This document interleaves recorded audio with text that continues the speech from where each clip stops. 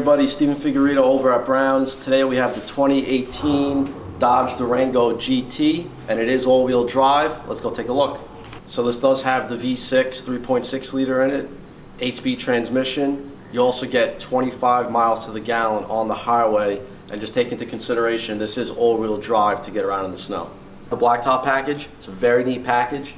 You get your black grille, you get your black headlight bezels, you also have your black mirrors on the side of the truck, along with the blackout rims. If you notice above the rims, you do have painted color match trimming. On the back, you also have your blackout emblems and your LED taillights that has the blacked out bezels going around for the trim. This Durango does have a third row seat, but if you do need extra storage, two handles and the seats go down just like that.